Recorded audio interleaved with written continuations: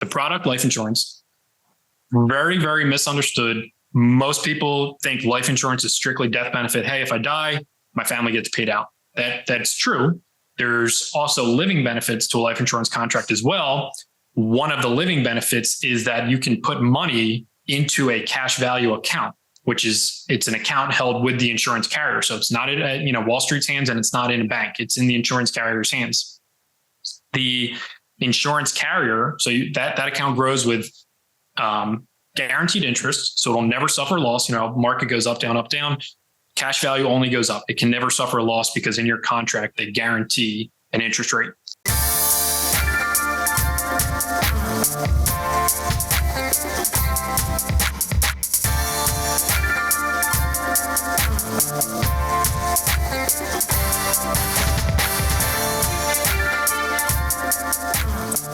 Welcome back to What's the Good News, the best insider look into the most influential individuals in the real estate industry as a whole.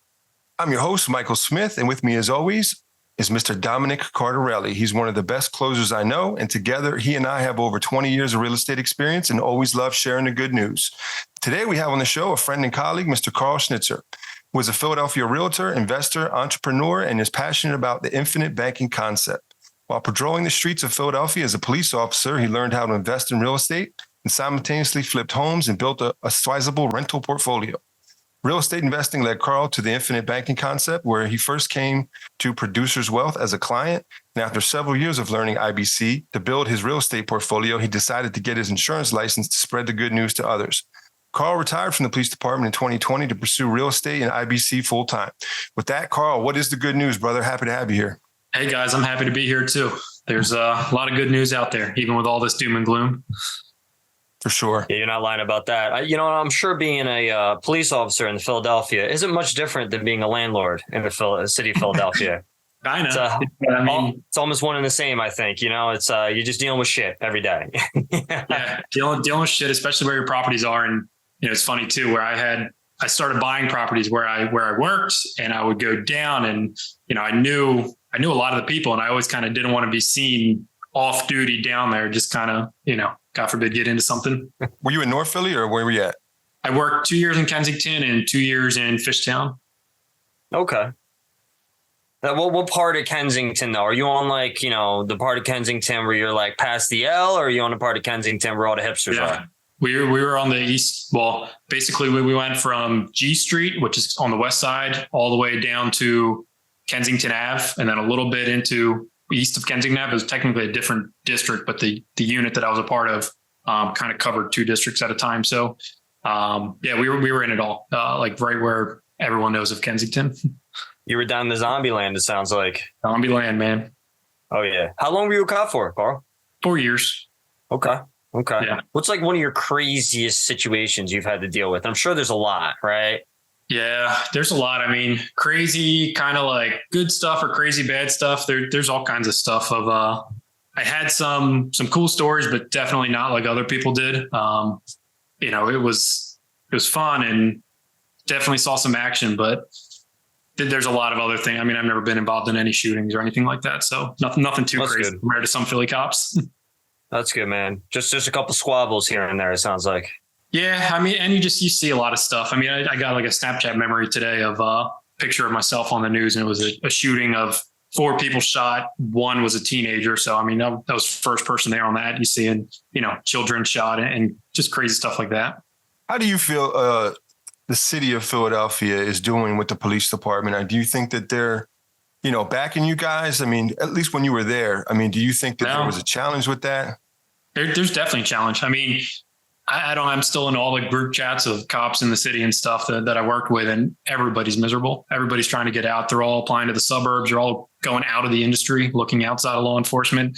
And it's the city's fault. The city, they can't retain any kind of cops because they don't support them. And there's no job satisfaction. Yeah. Do you feel like that has to do with a lot of like the, how many homicides did they have last year? Like it was probably, I think, close to 400 or so. Yeah. That's like, worst it's ever been. Like, do you think that is part of the reason why, or do you think it's just? Yeah, I mean it's a revolving door, and that's where like when I first came out of the police academy, I was all gung ho. I'm going to go be the best cop and save the city of Philadelphia. And then like once you start going to court and you just start seeing the same people, it's just a revolving door. It's the same exact people that get locked up, they get charged, they maybe get convicted. If so, they get some kind of plea bargain, and then they're back on the street and they're doing it again. It's the same exact people. Yeah. Wow, man. It is. It's crazy. I can only imagine what it's like when you walk down Kensington Avenue. And again, you have to be from there. You have to, walk those streets. But you and I both know, like, there's crimes happening probably every second. And it's just like, what are you going to do? It's like, how do you Kensington itself. So Kensington, I mean, the just open air drug use is so bad that, we were even told like there was certain thresholds of when to actually do something versus when to not. And I mean, you could be in a marked cop car, be in police uniform or anything, and somebody will shoot up or shoot their friend up right in their neck, right in front of you, because they know the cops won't do anything. Yeah, it's crazy, man. Yeah. Yeah, it is pretty wild. So, yeah, I mean, it's a tragic story, man, and I don't have a solution for that. I wish I did, and I don't think anybody does. Yeah. I don't know. I don't really know what that is. But, back to the good news is, while you were doing that, you probably saw opportunity, right? Because down there, opportunity is when things are at its worst, right? Yeah. That's, something I was fortunate for, even being in Kensington. And then when I went to Fishtown, just seeing the amount of money flooding the area. I mean, in Fishtown, you can't drive a block without seeing 4 houses being built somewhere. And it just kind of opened my eyes up to real estate investment, which kind of just led down that whole rabbit hole. When'd you get into your first deal, Karl? How did that happen? 2016 was my first deal, just simple house hack. And then 2016, once I kind of got that first check, I went down like the rabbit hole of bigger pockets and everything. And that's when I had like a transition switch where when I got out of the police academy, I was all gung ho, I'm going to climb through the ranks. I'm going to be a chief one day. And then after, you start working a little bit, you're like, this kind of sucks. Like you're working every weekend, every holiday, just same complaints everybody has, and working overnights. And then that's when I kind of first like explored, what else is out there. And I've always been conscious of money and like finance and stuff. I've never been, crazy with any kind of debt or credit cards or anything like that. So I was always saving money. And it was just like, I explored real estate. I had, money in the bank to take down my first deal. And then from there, just like the owner occupant duplex I had, getting those first rent checks was like, man, this is pretty cool. I wasn't cash flowing on the first duplex since I lived in one unit, but it reduced my cost of living down to like $250, $300 a month. So I was able to save, a good chunk of money when I was, young and working overtime, like just being like a rookie cop, everyone works a ton of overtime and does stuff. So that kind of just like pushed me further to where, 2016 was the first deal. And then from there, build up, portfolio of a few dozen since then. So when you bought your duplex to live in, did you get like a conventional mortgage on that? Did you pay cash for that? What did that look like? PHFA with KFIT. So I had, grant funds from the state, and I had a seller assist on it where my out-of-pocket cost was almost nothing. Nice. And it was nice because then I still had cash available to go, invest into other deals. And it was KFIT, first time home buyer grant, little bit down payment. And that got me into my first property that then, even once I moved out, I had it rented, and then I eventually sold it. Just because I had a good bit of equity in it, and I was buying a new primary for a full reno. So just moved on from that property. So when you were buying properties, you were mostly looking for multifamily, it sounds like. I mean, what kind of challenges? I mean, were you buying properties with squatters? Were you buying properties that just needed work, or were these like turnkey? Yeah, everything. So I've made the mistake of buying properties with squatters and buying properties with inherited tenants. And I don't do that anymore. I mean, I'm not even buying properties anymore right now. I will, but I just can't make sense of the prices right now. So, I do intend to buy again, probably in the near future, but my last flip was October 2022. So I haven't done anything since then. Kind of just sitting on the sidelines right now. That's a good to answer your original question. I was looking at multis. I've had issues with squatters before and buying stuff with squatters. Wouldn't do that anymore, but I was kind of just looking for anything. And I kind of I had this philosophy since I worked in Kensington and I knew it really well. I knew the blocks. I was looking for good blocks in bad areas. And I knew that, even everyone thinks of Kensington and thinks it's all bad and everything. There's still plenty of good people in Kensington, that do make good tenants. And that's, one thing I'm fortunate for I think a lot of investors get scared of bad neighborhoods as if every single person there is a bad person. And that's just not accurate. I mean, there's people there that choose to live there because that's what they know their whole life. Right. What happened with one of your squatter situations or inherited tenants where you're like, that's it, I'm not doing this anymore? So I had a duplex in Kensington, and it was bad timing with the eviction moratorium, but we bought it in February, and to the date, it took 2 years to get this person out. And it was kind of funny. So she lived on the first floor. Second floor was supposed to be vacant. And when we went through, we did it the legal way, got an eviction. And the day the sheriffs were there doing the eviction, the guy comes out and he goes, "It's for both units, right?" And I said, "Yeah." And kind of just was like letting him talk. And he goes, "Okay, there's a family on the second floor too." And I'm like, "Yeah, it's for the whole place." And turns out this lady on the first floor who had never paid us a dime for 2 years, she was collecting rent from the upstairs people that she told them. And it was a shame because it was a super nice family, and I ended up helping them find something else, but super nice family. And they were like, "Yeah, she told us she inherited this property from her grandmother and she just rents out the second floor." And I'm like, that's a great story, but that's not true. Yeah. It goes to I love that. Even if you're a cop, it's going to be hard to get people out. You got to follow the process, right? Yeah. And that's the thing, because there's ways to get people out, but especially when I was a cop, I don't need any kind of target on my back. For sure. Yeah, it makes sense. Definitely makes sense. Yeah, me and Mike are in a position now where it's like all our agreements, property must be delivered vacant.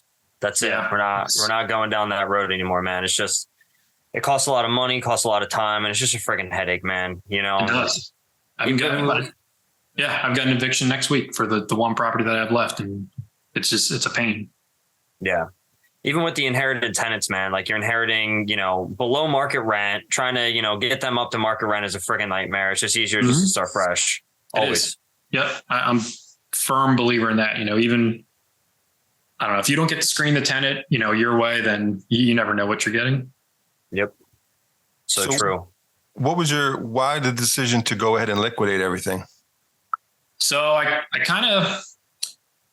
was getting very frustrated. Everything that I had was like Class D, maybe a little bit of Class C. I was fortunate to catch a nice tailwind from 2016 to 2021.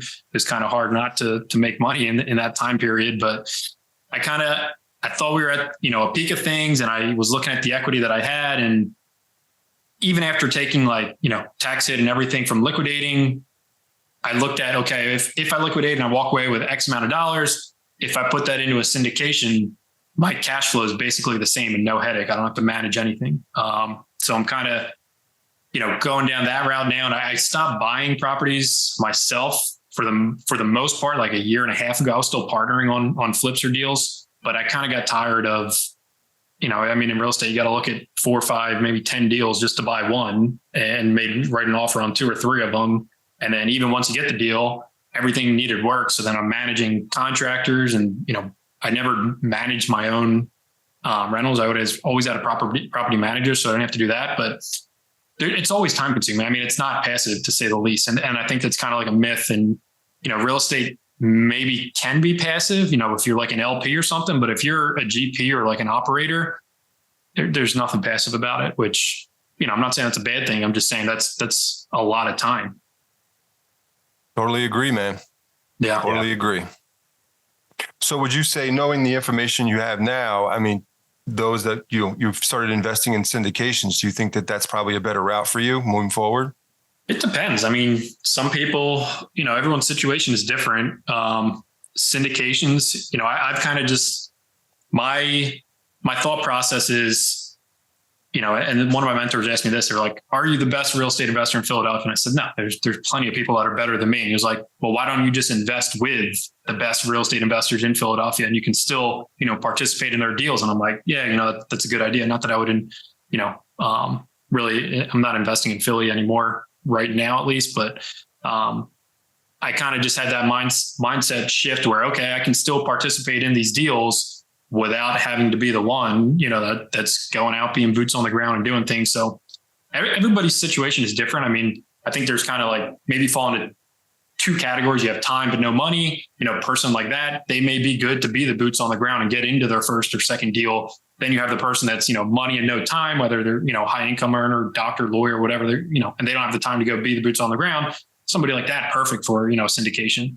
They can still participate in real estate without having to be the operator. Yeah, it makes sense. If you're not investing in Philly right now, where do you think the sights are set for you in terms of, your future growth? I guess, with especially with syndication too, that kind of opens up like nationally. I never bought anything out of state personally. Not that I'm opposed to that. I don't know. I kind of like being hands-on. If I needed to drive and check something out, I could, especially in Philly. I have, a ton of contacts here. So it was always just easier. I don't know to answer that. Anywhere that's the right deals. Okay. That makes sense. Yeah. So speaking of right deals, what do you think you need in terms of metrics? Like when you're making an offer on a property, right? You say you look at like 10, you might only buy one, right? Mm-hmm. What are the numbers that you analyze there? Are you doing it on like cap rates, cash on cash returns, IRR? Like what do you use in order to evaluate it? Single family space. I was looking at if I can get in, do the rehab and get out, within like 70-75% of ARV, obviously not straight burr method. And then you just refi your money out and just keep doing it over and over again. So that was, mainly what I was looking at. And even too, like some people will pass on a deal because they can't pull out 100% of their money. And if you leave 5 or 10 grand into a deal or just a small amount, your cash on cash return is still 40, 50, 100%, and stuff like that. I wouldn't necessarily walk away from it if it's even if you can't pull out all your money, but it's a, good spot and, you can get a good tenant, maybe even already have a tenant lined up before you buy the property. Like stuff like that is just, good. I think it's hard though right now to find, good, like great deals right now. I look at a ton every day that gets sent to me and, there's deals out there, but you make a lot of your money on the purchase. And I think right now everything's a little inflated. Yeah, I completely agree with that. And not even just real estate, like everything is inflated. Market. I'm not a big stock guy, but it's all fake. It's all artificial. The numbers right now. Yeah, you're not wrong about that one. That's for sure. You figure how much. I think that the numbers like 80% of our entire currency right now was printed in the last like 4 years or whatever. Something around that range, and like that money has to go somewhere, and it just ended up in assets, which inflated all the prices. So, it's not like it's actual new value being created. It's just printed value. Right. Yeah, it's funny. Most of that money that came out with the stimulus and all the EIDLs and all the PPPs. I can't tell you how many people just went and took that money, either put it into the stock market or bought properties with it. Exactly. Complete artificial increase in terms of values. Absolutely. That's why I'm kind of sitting on the sidelines. I'm still looking at deals, but I just can't. I don't know. I just see everything being super artificial and inflated right now, and I think at some point it's going to come down. I don't know if it'll crash. And I think real estate may actually be in a better position, but I think stocks and equities, in my personal opinion, are done. That's my take. It's interesting you say that though, because there's a lot of people that me and Mike talk to on a regular basis where they're like, it's just the wait and see time, right? Everyone's kind of hanging out. They're just waiting to see what's going to happen. That's what I'm doing. And I people like then say, well, real estate's a buy and wait versus wait to buy game. And I get that. I don't necessarily think real estate's going to crash. I understand both kind of views, and like somebody can say to me, oh, well, real estate's going to crash because X, Y, and Z. And I'm like, yeah, that totally makes sense. And then someone says, hey, it's not going to crash because supply and demand, supply is still low, demand is still high. It's not going to, I'm like, yeah, that makes sense too. And I'm kind of like, I don't have a crystal ball. So I'm kind of just waiting, and I could be wrong, for waiting, but I'm not confident enough to pull the trigger on anything that I see. Let's talk a little bit about how you transitioned from being a realtor, landlord, investor, into your new venture, which is the infinite banking concept. Sure. So when I was, cop, realtor, and investor, obviously, investors, the more capital you have, the more deals you can do. I had been listening to a podcast, Cash Flow Ninja, awesome podcast, who he actually owns the insurance firm that I work with. And I'd been listening to him. Meanwhile, like everything was going on with investments and sales as a realtor. And he owns the insurance firm. So he always talks about infinite banking and using life insurance to acquire assets. And I kind of, it just sparked that thought. And I kind of did research, didn't do anything with it. And then it was kind of funny. I was sitting at a real estate conference, and next up on stage was MC Lobsher, the cash flow ninja, who, he runs a podcast. And I said to my friend I was sitting with, and I was like, dude, I know this guy. Like, I listened to his podcast. I've had a call with him. He designed an insurance policy for me, but I never did anything with it. And then so at that speech that he gave, I knew a lot of the people in the room, not personally, but I knew who they were. And I knew they were like pretty, big wigs in real estate. And he was talking to them. They were talking back like Q&A, and they were talking about how they use life insurance to buy these big multifamily deals and stuff. And I'm like, okay, if these guys are using this, I think I deserve the time, or I think I deserve to take the time to learn and see, what it's all about. So I did. And I mean, the whole idea behind it is leveraging your life insurance policies for the living benefits. Most people think life insurance is strictly death benefit. There's living benefits to it as well, leveraging that to then go acquire more assets. So I became a client of the firm. I used my policies for different real estate deals and other things, outside of real estate. And when I left the police department, the owner of the firm said to me, hey, do you have any interest in getting your insurance license and doing this with me? And I kind of like thought about it. I'm like, yeah, this makes total sense. Like I've done it myself. I have firsthand experience to actually talk about it. So I went, got my insurance license. And then after that, there's like additional coursework you can take to actually learning this strategy, on top of just writing life insurance policies. At a very elementary level, can you kind of break down what a transaction would look like and the value of using the policy? Sure. So platform or podcast is a very hard platform to explain it because it kind of helps the individuals. But essentially, what I like to do is break the conversation down into two. So the product, which is life insurance, why we use it, and then the process of using life insurance to acquire assets. So the product, life insurance, very, very misunderstood. Most people think life insurance is strictly death benefit. Hey, if I die, my family gets paid out. That's true. There's also living benefits to a life insurance contract as well. One of the living benefits is that you can put money into a cash value account, it's an account held with the insurance carrier. So it's not in Wall Street's hands, and it's not in a bank. It's in the insurance carrier's hands. The insurance carrier, so that account grows with guaranteed interest, so it'll never suffer loss. Market goes up, down. Cash value only goes up. It can never suffer a loss because in your contract, they guarantee an interest rate. On top of the interest, you get tax-free dividend, which is just profit of the insurance carrier, goes back to policyholders. So it grows tax-free.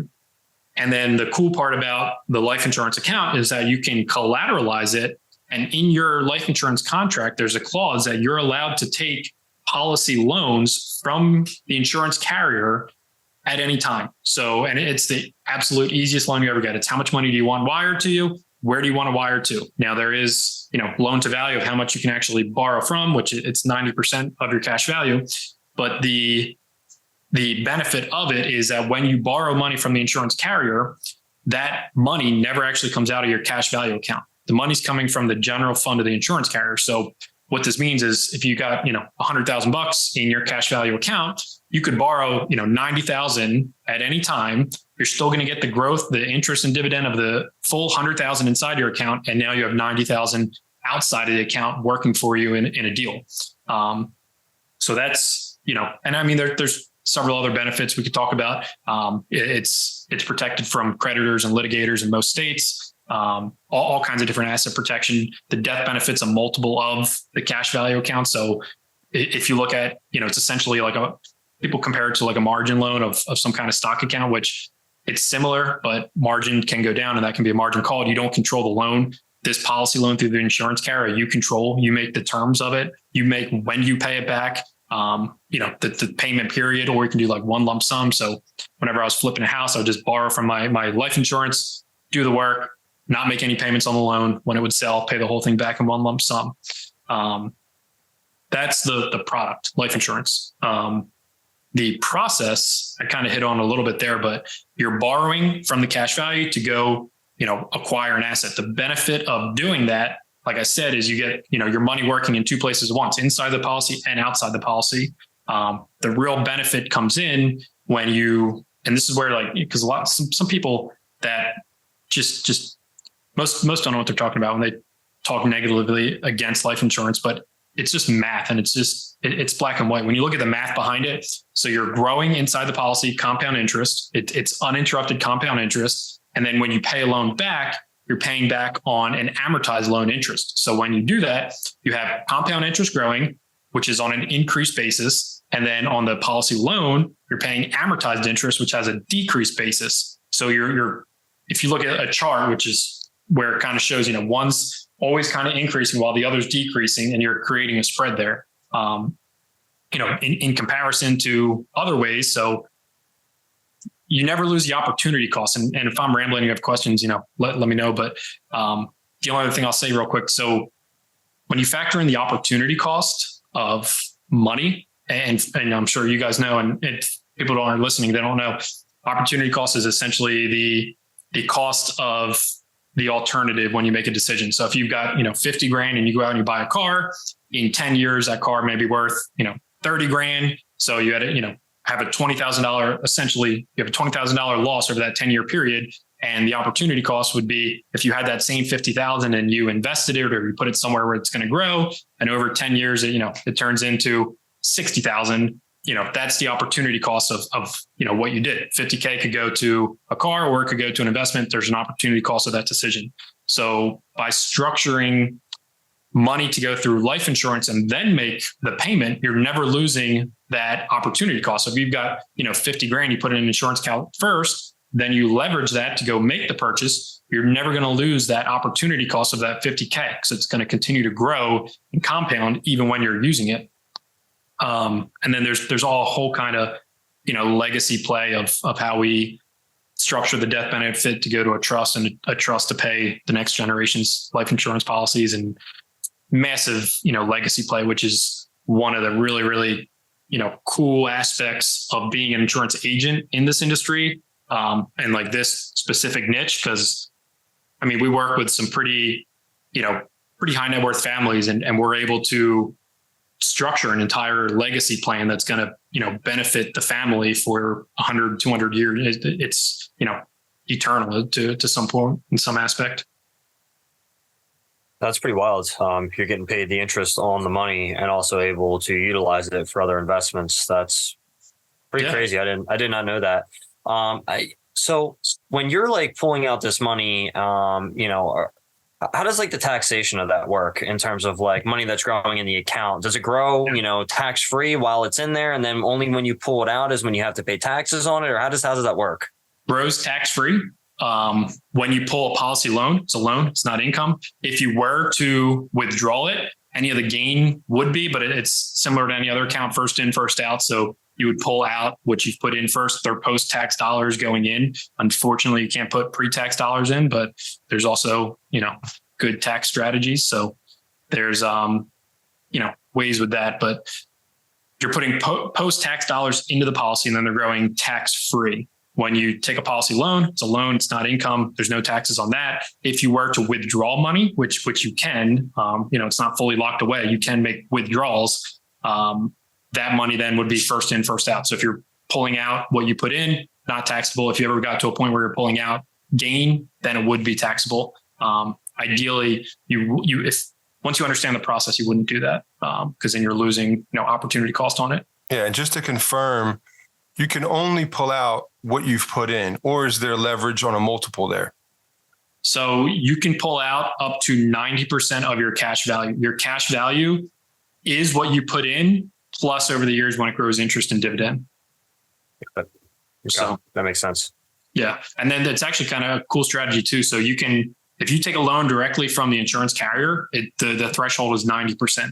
If you establish a line of credit with certain institutions that we work with, they'll allow 100% of your cash value across multiple policies. So this is kind of a cool and maybe a more advanced strategy. But when you have 7, 8, 9, 10 policies, which is very common in this space, if you've got, cash value in each policy and you're going to do a deal and you need, $50K from this policy, 200 from this policy, 100 from this policy, blah, blah, blah.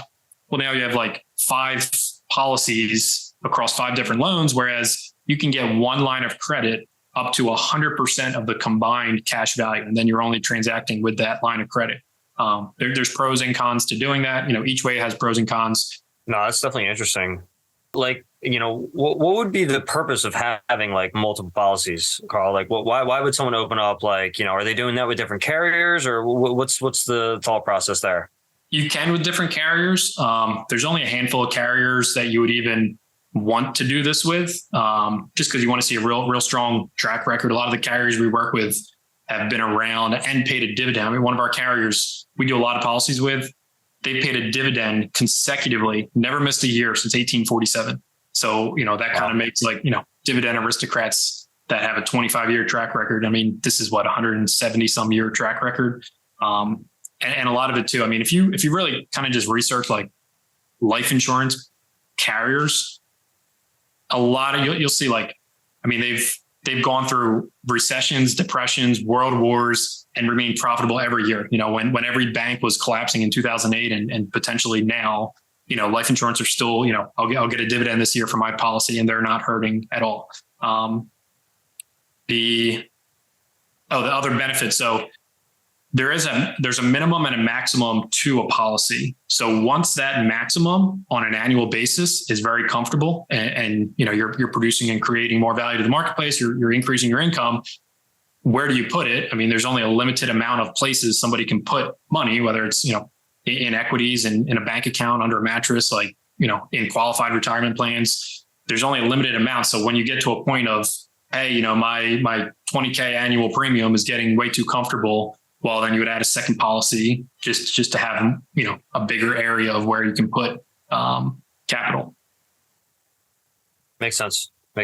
Generally, what is like that max that people can see on a policy? Like, is it like when it gets to $1 million or? So per policy is like $500,000 a year max. Okay. That's not for everybody though. There is kind of differences. And when you get a policy, that specific policy has a minimum and a maximum. So it could be, 3,000 is your minimum, 10,000 is your maximum. So you can do up to 500,000 per policy, but it's not like, hey, my minimum's 3,000, my max is $500,000. It's dependent on that policy and how that policy is designed. And what would you say is the biggest difference, whether it's advantage or disadvantages, in relation to a self-directed IRA? So advantages and disadvantages, I think self-directed IRAs, and I'm not, an expert on them by any means. We have a lot of clients that have both. And so when you direct money from a self-directed account into a real estate, dollars are only working in one place at once. They're inside a tax sheltered account, but they're still only working in that real estate property. With life insurance, they're working inside the policy and outside the policy. Two, I'm not a fan of anything the government controls, which they control qualified retirement plans and everything, in regards to them. So these are, life insurance is outside of banking and Wall Street. Your money's not invested in either. So, that's a great strategy. I'm not saying there's anything wrong with that. We have a lot of people that do both. With IRAs, I heard this one guy, Mike, what was his name? He was like, kept just running it up and just like growing his IRA because it's just the IRA acts as the account. And as long as the transactions are occurring within the IRA's name, technically speaking, all of those gains that you're making aren't taxable. But it sounds like, potentially that might be outweighed with the benefit of, this being able to continue to grow with interest while it's in the policy, which is interesting. Yeah. And one thing too to consider. So, because a lot of people will compare life insurance to qualified plan, 401k, IRA, things like that. And I mean, there are some similarities, but I wouldn't really say they're the same. One's an investment, one has a guaranteed interest rate. So an investment, just by nature has risk. Life insurance is paid guaranteed interest. So there is no risk to it. But the other thing too, you factor when you look at, legacy planning and just kind of preparing for the next generation, life insurance has a death benefit. Your death benefit is a multiple of the account. So say you got $1 million in your cash value, your death benefit, which is tax-free to your beneficiary, that could be 6-7 million. If you got $1 million in an IRA or a 401k or something, and God forbid what happens when you die, your family may get 600,000-700,000 of that versus $1 million in life insurance that gets a multiple of the cash value. So that's, once you start kind of looking past your lifetime and doing some like legacy planning, there's pretty big difference there. Is there a specific multiple for the cash value, or is there a tiered? No, and it changes. So when we design a policy, one of the riders that we put on the policy is called a paid up addition. That paid up addition rider buys more death benefit every single time you put money in premium. So it is going to vary. And the way that life insurance is designed, at age 121, your cash value will meet your death benefit. So it depends on what age you are to see that multiple. Somebody that's 21, they're going to have a lot bigger of a multiple than somebody that's 65. It all depends on age and a lot of different factors on the inside of what's going on with the policy. Life insurance, I mean, there's so many. There's different types of life insurance. I mean, everyone knows there's term, there's whole life, there's universal life. The only thing you'd want to use for this is whole life insurance. Some people will tell you that you can use IULs. I can assure you at the Nelson Nash Institute, when you go through the further education, I would lose my accreditation with that Nelson Nash Institute if I wrote an IUL for this. Term insurance is no cash value to it. So obviously you're just there for a term. And then once you pick the right product, inside the product, there's all kinds of different riders. There's different splits. There's different carriers. There's different types of carriers. There's mutual carriers. There's stock carriers. There's a lot that goes into kind of designing the policy for this specific use. And that's where, just kind of like working with an expert is very prevalent. And generally speaking, with those interest rates, what is that, just based off of like the Fed rate? Is that kind of how they calculate that, or? For how the account will grow, or the interest on the interest on the policy? Are they just basing that on like the prime interest rate, or how are they calculating that? Every carrier is different. You can expect between like the big mutuals between 2 to 4% guaranteed interest, and then dividend on top of that, depending on the carrier, is another 1 to 2%. So the policies grow around 4 to 5% depending on carrier. That's decent. It's not bad, and that's tax free. So you figure that's if it's in a taxable brokerage account, it's equivalent to like 8-9%, and you still have full use and liquidity of your money if you need it. That's where I kind of like. I used to have an IRA and everything, and this was when I was just starting to get involved in real estate, and I saw a perfect deal, but I didn't have capital at the time. And I had money in an IRA, but I couldn't do anything with this deal because my money was tied in this Roth IRA. You can't leverage that at all. And that's where I kind of I really value having access to my money. Versus having it somewhere it's locked away until you're 59 and a half. And that's, I would say too, I mean, we work with a lot of family offices and just, very, very 8-9 figure families now. And something they all value is quick access to their capital. They know their best investment is in their self or in their business. They're not handing over money to some other company to grow that business. I remember, what was that movie with Bruce Willis and Matthew Perry? Was it The Whole Nine Yards, where they fake his death at the end, and they cash in the insurance check? Man, that's always what I used to think of when people were saying life insurance, right? It's like, oh yeah, if you die, you're gonna get a check, Yeah, I mean, well, we kind of, the way that we look at it, I have 3 policies myself now, and the life insurance death benefit portion is just a cherry on top. I really don't even look at it for death benefit. I mean, I have everything structured to go to a trust, and then, from the trust fund the next generation, but that's just a cherry on top. I'm using this money now, inside the cash value. And you made an important point. What are some of your clients using the money for other than real estate? Are they using the money for any type of other loans that they're paying themselves? I mean, give me a good idea of how they're being successful with utilizing the money.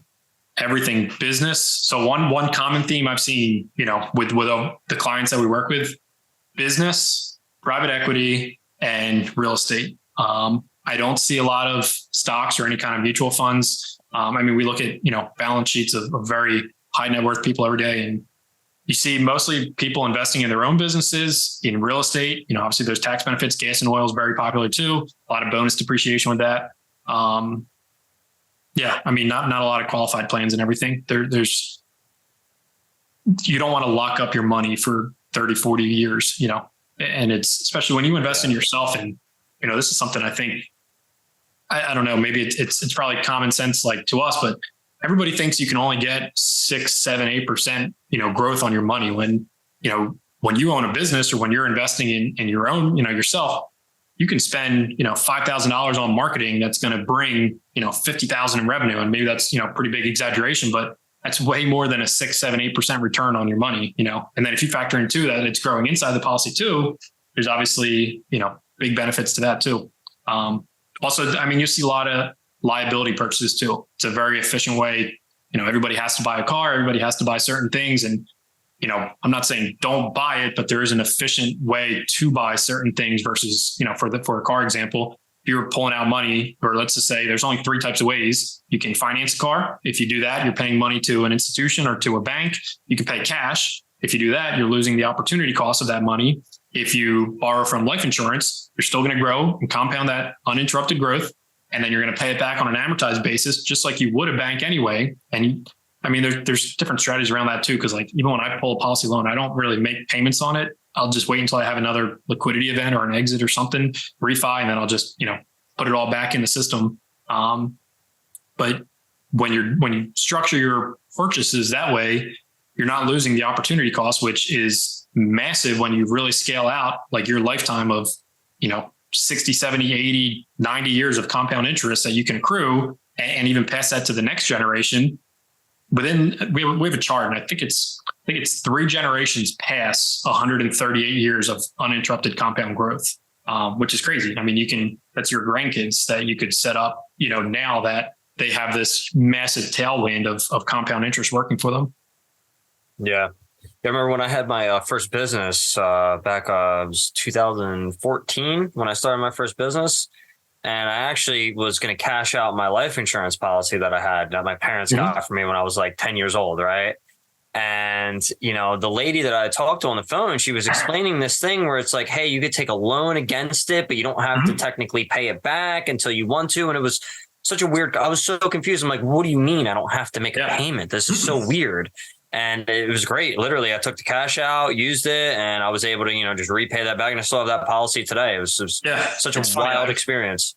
I was on a podcast on Wednesday, and local guy here in Philly, and kind of same experience. And he's like, yeah, I did the same thing. That's how he bought his shore house. And he's like, but I've never thought that that's like an actual strategy. I just, it happened to be the right time. And this was like 10 years ago or so that he did this. And, he's never thought about, doing it again. Really, he kind of just, hey, this worked, but it worked for that situation and never really did again. And now he's kind of like spinning his wheels with how much he can do and stuff. And that's the other thing too, like a life insurance policy like that, when you started when you were a kid, so at that same conference I was telling you about, where I saw the owner of my firm speak at it, somebody at that conference approached him, and he told me the story years later and was like, hey, I have a life insurance policy that my parents started on me when I was a kid. And this guy's now in his like 60s.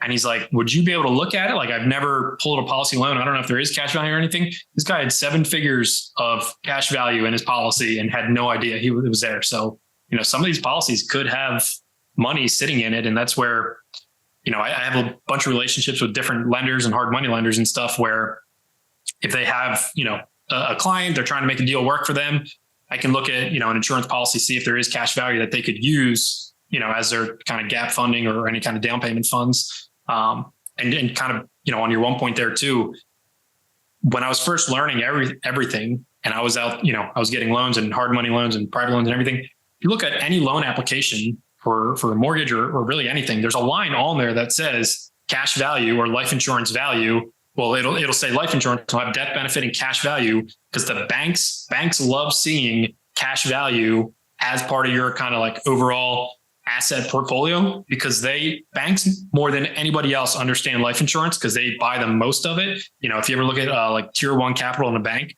most banks, I would say over like 95% of banks keep their tier one capital in life insurance policies because they understand how safe it is. So they actually really like seeing life insurance cash value on an application because it's liquidity, God forbid. Yeah, makes sense. That makes sense. So, when people are contributing income to their life insurance policy, what would you say is on average your recommendation about how much of their total income that they're earning that they should be contributing towards this, right? Because it sounds like this could potentially kind of replace doing an IRA or a 401k and kind of just be another alternative for people to plan for the future. What would you say is that percentage that they should be allocating? So I'll kind of like answer two ways. One, everybody's situation is different, obviously. I would say on a minimum side, like 10,000 per year minimum. And that's not insurance speaking. Like you can technically do less than that, but if you're only putting in, $100 a month, like 1,200 a year or whatever the case is, it's going to take you 15, 20 years to accumulate anything in cash value to actually then go use it for something. So with 10K a year going in, within a few years, you can actually start doing, deals or borrowing for a car or anything. If someone's only doing, 1,200 or 2,400 a year, it's going to take a lot of time to, grow. And that's the same with anything. That's the same with any kind of retirement account too.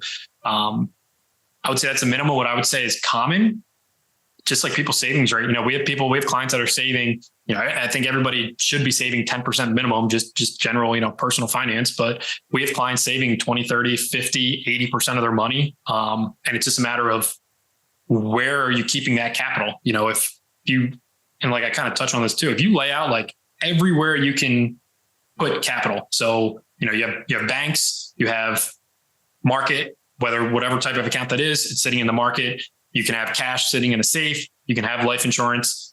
When you look at, and you compare all these different types of accounts and what your goals are, if your goals are investing in, yourself and having safe liquidity, life insurance solves a lot of problems where a lot of people just put their savings rate, into life insurance. And it's, I was saying before we hopped on the call, I've been swamped with life insurance, and it was kind of like a nice balance because my realtor sales in the winter were kind of slow, but my life insurance was so busy. So it was a nice balance because this banking nonsense has everybody freaking out of, where do I put money? I mean, if you have over 250 in an account right now that, even if it is FDIC insured, we saw Yellen or whatever her name is with the FDIC say they're not going to bail out every single bank. There's I think 30,000 banks nationwide. And they're going to nitpick and choose who they bail out because I think eventually majority will come down. That's personal opinion, just based on how the banking system works and how illiquid it is. It's all just fake numbers on a screen. But this kind of like solves the problem of, okay, I don't trust Wall Street right now. I don't trust the bank right now. I don't want money, sitting in cash. Like, where do I put money? And this is where, a lot of families are storing a lot of wealth right now. And that's why we've been so busy.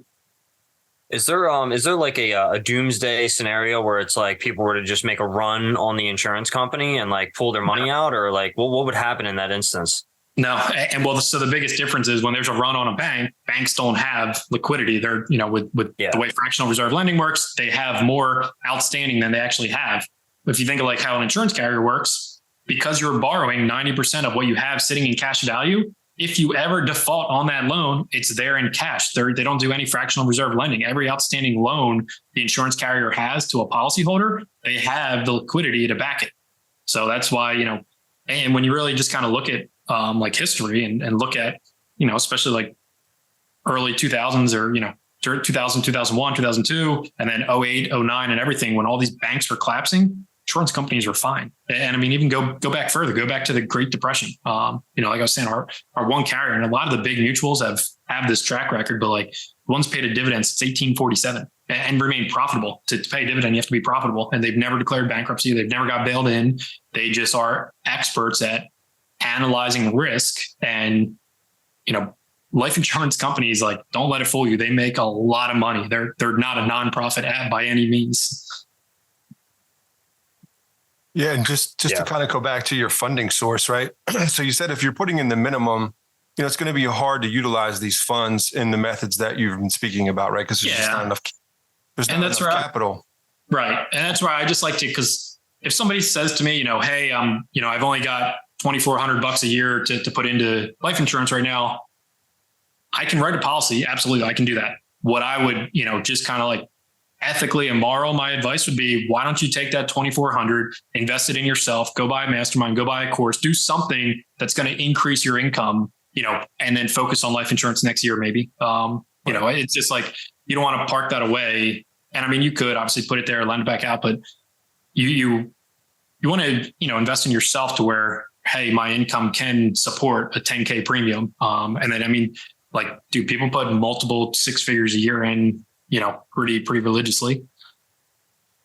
Let me ask you this. I mean, have you had anybody, as a solution to that funding gap, let's just say somebody doesn't have that money, but they have the connections, let's just say, have you seen anybody borrow money at maybe 6%, long-term loan, put the money into their insurance policy, and then reborrow that money out at a higher percentage, maybe 10%? Do you see that at all? I see it. I can't advise for that. So like, I mean, and this is, I can't tell people to do this, but people do take lines of credit and, put money, in insurance. I'm not saying that's the best thing to do, but people totally do it. But then that kind of leads to like another, whole nother animal, which if you're familiar with premium financing, that's essentially what that is.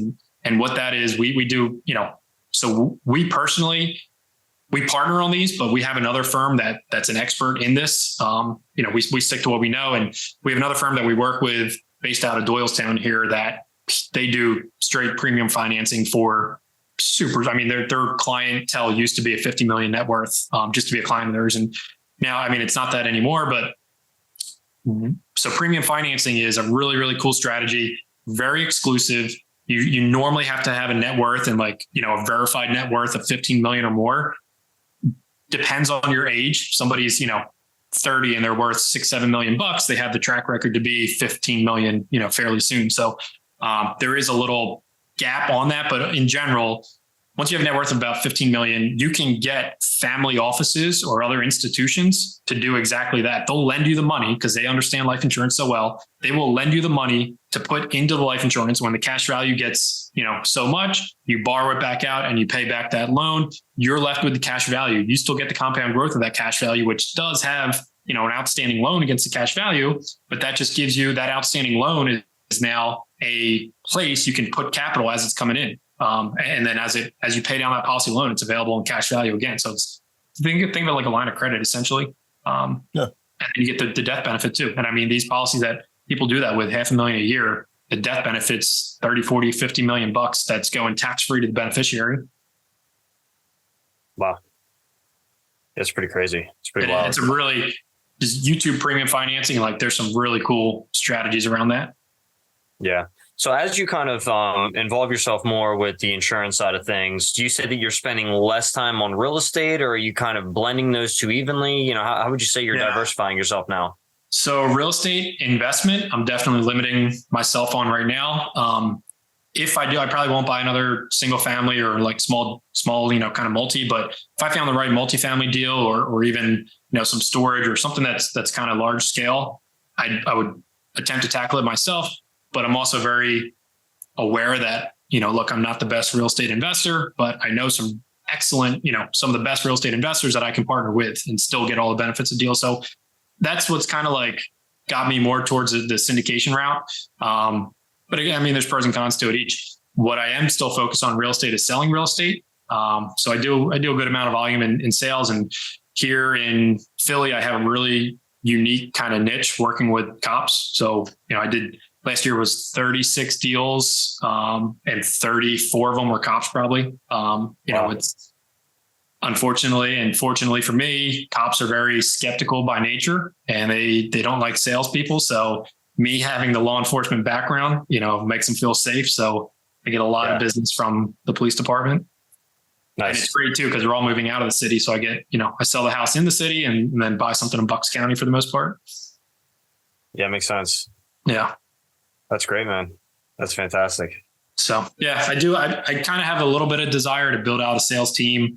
I kind of do, but not like officially. I have a couple agents that work with me and work some of my leads, but I don't know. I would be open to building a sales team in the future, maybe, because I see a lot of value, with that and to a point where I could essentially step away at some point too, or at least limit, my time. So if you weren't doing real estate and the insurance thing, I mean, what do you spend your time on? What are your hobbies?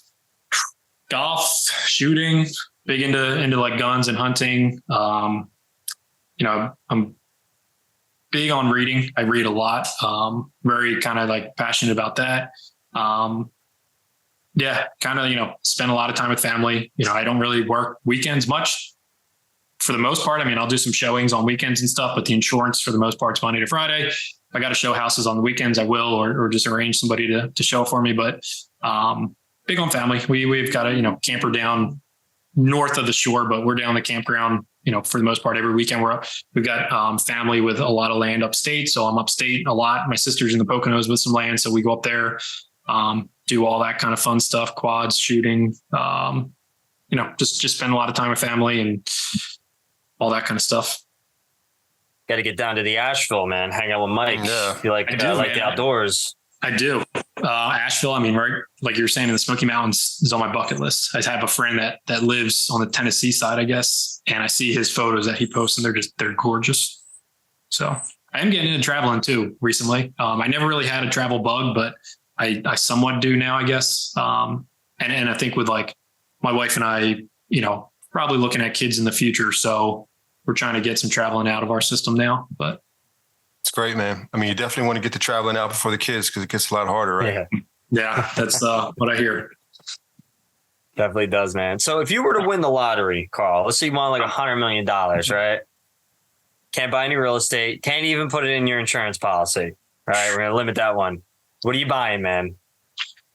$1 million. $100 million. $100 million. $100 million. I mean, I'd probably I don't even know. I wouldn't put that in the bank. I would not put that in Wall Street's hands. Honestly, I mean, a syndications enhancer, I'd throw a lot of that into some syndications. If I can't do life insurance, I definitely wouldn't do a bank or Wall Street. So, oh man, I'm traveling the world. I'm taking my whole family to just travel and friends and maybe a couple random people. You're buying a private jet at that point. You know what I mean? Oh, hell yeah. Hell yeah. It's funny, man. So we've got like a couple clients that are looking at jets and I'm learning the business and kind of investment side of that, which is a really cool, aspect to offset a lot of capital gains and stuff, and just really cool strategy. I mean, people maybe on like social media, people think it's just a flex, but there's a lot of strategy behind that too. I mean, just a charter jet from like here to Miami, it's like 30, 40 grand round trip. You know what I mean? Absolutely. So you're definitely making that money back. Plus, you're almost like a time traveler at that point because you can literally roll up a minute before the flight leaves. You don't got to go through TSA. You ain't got to do any of that. You just to and from. Yeah, absolutely. Especially like a couple of guys that, I follow on social media. I don't know in person, but when they talk about it, it's all, and I've learned this too in like just the insurance industry. If somebody asks me, what's the one thing I see, super wealthy people do versus, not wealthy people, it's they value time. And it's like, just anything, like that. You don't have to wait in an airport. You don't have to go through security. I mean, there's some security, but you don't have to wait in line through TSA and like all that stuff. There's a reason behind all that. And it's time saving. They value time better than anybody else. And I'll tell you where I kind of like first learned this. I was cutting my own lawn. And then like like a mentor said to me, cause I was on the phone with him. I was like, I got to go cut my lawn. He's like, what the hell are you cutting your own lawn for? Like, and he was like, how long does that take? And I said, 2 hours or so. And he's like, and how much would it cost you to get somebody to mow your lawn? I was like, $25 maybe. And he goes, so you're telling me your time is worth less to you than $25 an hour?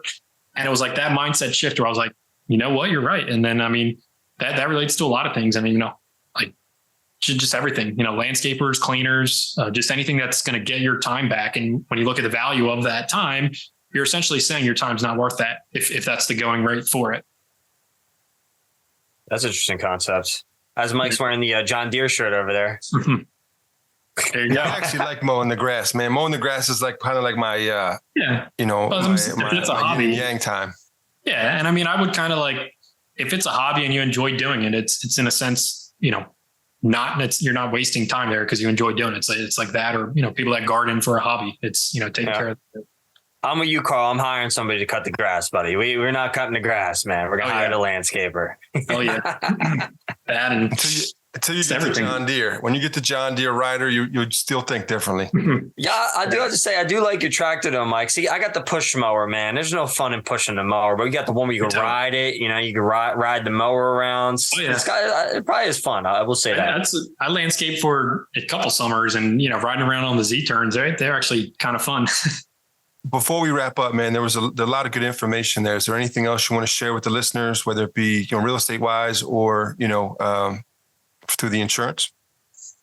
No, I mean, I think we hit on a lot. The only thing I'd kind of say, and I say this on a lot of podcasts, is just kind of never stop learning. That's where I'm. So in the book that got me into infinite banking is called Becoming Your Own Banker by Nelson Nash. And he has a chapter in the very beginning called the arrival syndrome. And he basically says that people, and you see this too, just like with peers, they hit an arrival syndrome where they've kind of just like arrived at knowledge and they stop learning. And I see this a lot with once people graduate college or graduate high school or anything, they just stop learning. And it's crazy to me because I'm always trying to, I'm basically always enrolled in some kind of mastermind or online course or, reading several books. I like to read several at a time, not all at once, but different books, but I just never stop learning. And I think that's been, pretty crucial for me.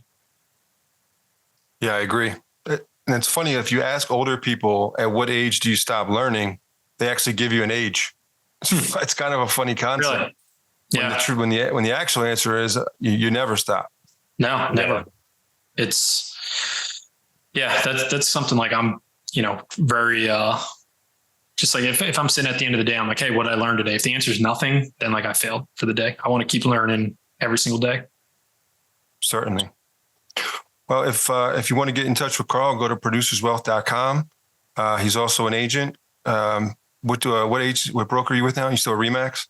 Yeah, I'm with Remax. I do mostly Northeast Philly and then Bucks County, but I can do anything in PA at least. But I truly appreciate your time, man. A lot of gems in there. Definitely interested in learning more.